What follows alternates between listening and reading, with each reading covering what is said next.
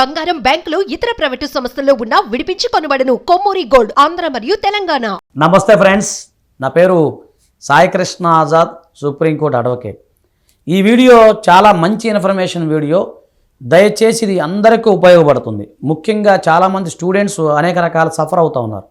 అదేంటంటే name change, అంటే పేరు మార్చుకోవడం.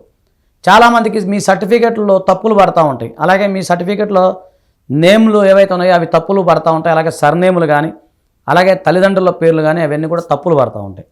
అలాంటి సందర్భాల్లో మీరు ఏం చేయాలి? అలాగే మీ యొక్క పేరు మీకు నచ్చలేదు, కొత్త పేరు పెట్టుకోవాలి. దాని ద్వారా ఏం చేయాలి?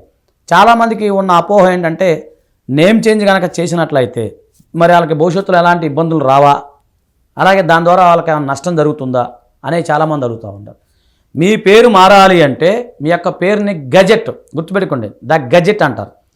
గజెట్ అంటే రాజపత్రం తెలుగులో. దాంట్లో మీ యొక్క పేరు మారుతుంది. అయితే మీరు గమనించాల్సింది ఏంటంటే మీ సర్టిఫికేట్లో పేరు మారదు. మరి అదేంటంటే సర్టిఫికేట్లో నేమ్ ఎట్లా మారదు అన్నప్పుడు ఏదైతే ఉందో, ఇప్పుడు నా పేరు సాయికృష్ణ ఆజాద్ ఉంది.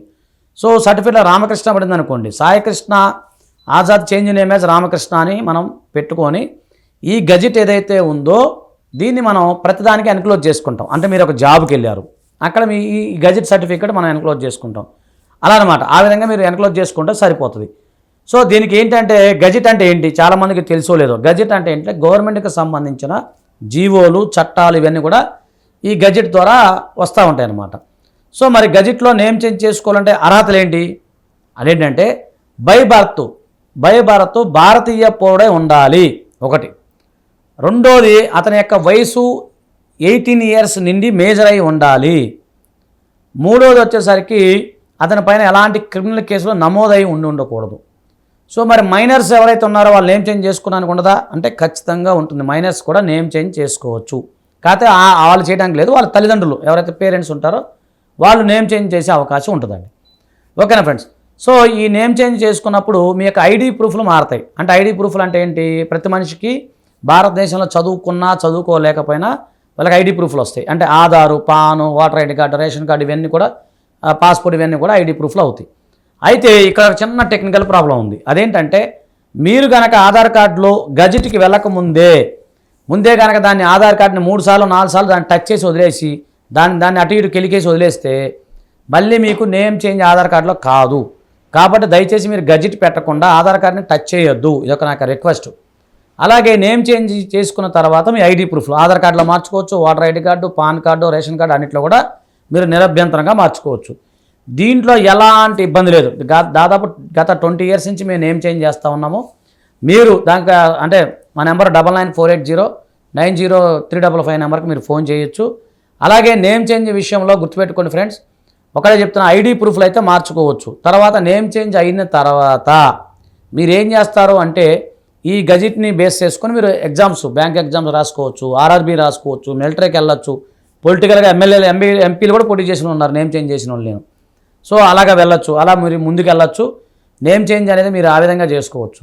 అలాగే సర్నేమ్ చేంజ్, అలాగే తల్లిదండ్రుల పేర్లు తప్పులు పడటం, అంటే వాళ్ళ సర్టిఫికెట్లో ఒకటి వాళ్ళ నాన్న పేరు అయితే ఇంకొకటి పేర్లు పెడతాం.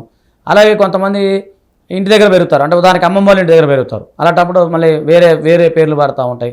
కొంతమంది క్యాస్ట్ నేమే సర్నేమ్గా ఉంటుంది కొంతమందికి. ఆ విధంగా మా దగ్గరికి వస్తుంటారు అవి కానీ. సో ఇవన్నీ కూడా మనం నేమ్ చేంజ్ అనేది నిరభ్యంతరంగా చేసుకోవచ్చు, మీకు ఎలాంటి ఇబ్బంది ఉండదు. ఓకేనా ఫ్రెండ్స్? థ్యాంక్ యూ, నమస్తే, జై హింద్.